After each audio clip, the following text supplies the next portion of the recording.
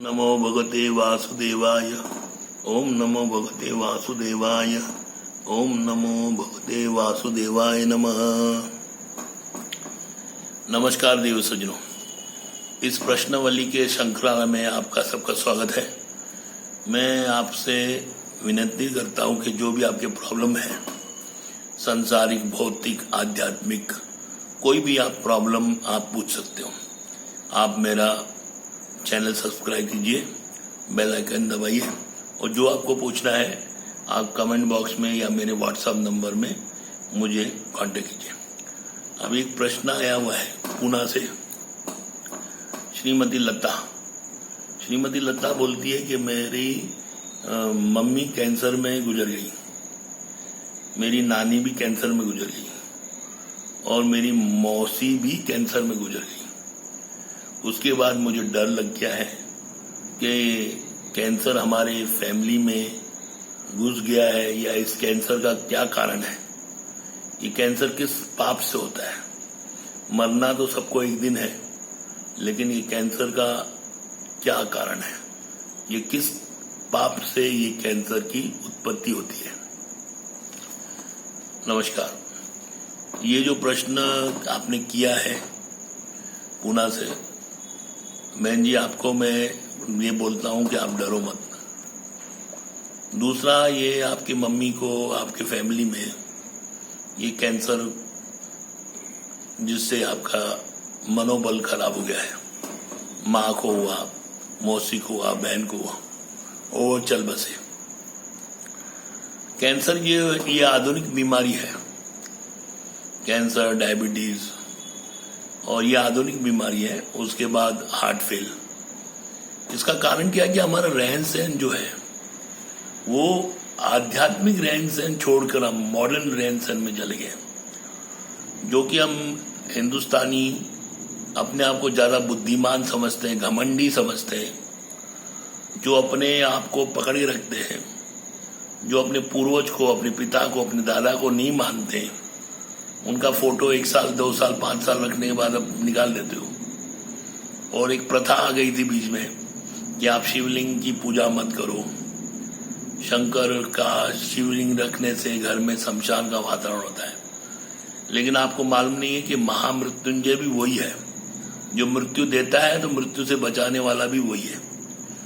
तो ये तरीके की जो मतभेद की जो बुद्धि हमारे हिंदू चलन में है, उसका ये हमें एक बहुत बड़ा सेटबैक है। कैंसर किसी जाति धर्म को पूछ के नहीं आता, लेकिन मॉडर्न लाइफ के कारण आपको होता है। आप अभी हेरिडिटी भी अगर पकड़ते हो तो हेरिडिटी कहाँ से हो गई? तो आपकी मम्मी से हुई, मौसी से हुई, नानी से हुई। इससे पहले जो जीवन था, आज से 80 साल पहले, 100 साल पहले जो जीवन था, उसमें कोई मतलब बड़ी महामारी नहीं होती थी, क्योंकि जो खाना होता था वो चूल्हे पर बनता था, गोबर पर बनता था, लकड़ियों पर बनता था। उसके हाइजेनिक पावर से वो जो अन्न था, जो फास्फोरस रहित, उसके बाद यूरिया रहित अन्न हम खाते थे। और अभी हम लोग जो भी खाते हैं अन्न रैपिड, जो खेती साल में 2 बार अन्न देती थी, वो अभी खेती साल में 5 अन्न देती है। तो हम लोग कभी टमाटर उगाते, कभी कुछ उगाते, कभी कुछ उगाते। तो उस हिसाब से हमारी जो जमीन है वो वीक हो गई है। तो उसमें हमारे जो खाद्य पदार्थ है उसमें शक्ति नहीं रही। जो हमारे शरीर में शक्ति चाहिए, वो ऊर्जा चाहिए, इम्यूनिटी चाहिए, वो नहीं मिल रही। उसके कारण हम मानसिक तनाव के कारण हमारे शरीर में विभिन्न प्रकार की गांठें होती है। उस गांठी में आयुर्वेद में कई प्रकार के उपाय दिए गए कि गांठ नहीं होना चाहिए। हम लोग चलते नहीं हैं, चलना मना है। हम लोग एक्सरसाइज नहीं करते हैं। शादियों में हम लोग खुद काम नहीं करते, कैटर्स को दे दिया है। और सिर्फ पार्लर में जाके मेकअप करने के बाद हम लोग खड़े हो जाते हैं, फोटो खींच रहे हैं। तो पहले जमाने में क्या था, उत्साह रहता था हर काम में। शादियों में 1-1 महीने तक तैयारी चलती थी। आज आप कुक को दे दिया, मंडप वाले को दे दिया, तो आप कुछ नहीं करते हो। पहले सब खुद करना पड़ता था। तो जो खुद नहीं करोगे तो फिर आपकी आयु तो छोटी होगी। आपकी आयु का जो रहन सहन है आज 60 में खत्म हो रहा है, फिर आगे 40 में खत्म हो जाएगा, फिर 30 में खत्म हो जाएगा। तो कलयुग में तो भागवत में तो लिखा है कि अल्पायु के लोग रहेंगे, अल्पायु की अल्पमति रहेगी, अल्प बुद्धि रहेगी। तो वो जो आप पूछ रहे हो पाप, देखिए पाप जो है वो ऐसा है कि आप जमीन भूमि माता का दोष करते हो। जो जमीन आपको षड्यंत्र मतलब जो आपको शरणगति देती है, घर देती है, आपको अपने आंचल में छुपाती है, आप उस भूमि से विद्रोह कर रहे हो। ये पूरा भारत समाज, भारत सरकार है जो भी है, वो एक विद्रोह कर रही है थोड़े पैसे के लालच में। एक खेती में 4-5 बार खेती हो, वो उससे जमीन उपजाऊ नहीं होगी। लब किसानों को हो गया है, सबकी मॉडर्न लाइफ हो गई है, सबको मोबाइल चाहिए, सबको कार चाहिए, सबको स्कूटर चाहिए, सबको पिकनिक स्पॉट चाहिए। तो उस तरीके से वो जीवन जो होगा ज्यादा कमाने के चक्कर में, कर्ज में होने के बाद, फिर वो तो आगे वसूल करेगा अपने काम से, खुद काम कम करेगा और मशीनों पर डिपेंडेंट रहेगा।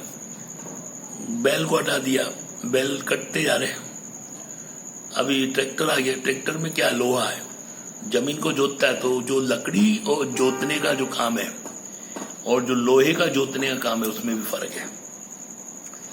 जो प्रकृति बारिश होती है और जो कैनल से पानी आता है, उसमें भी फर्क है। तो ये आप किसी अच्छे शेतकरी से पूछिए, समझ जाएंगे कि जो ये महामारी है ये हमारे मॉडर्न लाइफ के कारण हुई है। इसमें पाप ये है कि हमारे अंदर में एक लोभ लालच आया हुआ है, उसके जिम्मेदार हम छोटे मनुष्य से लेकर ऊपर तक की सरकारें तक है। हरे कृष्ण।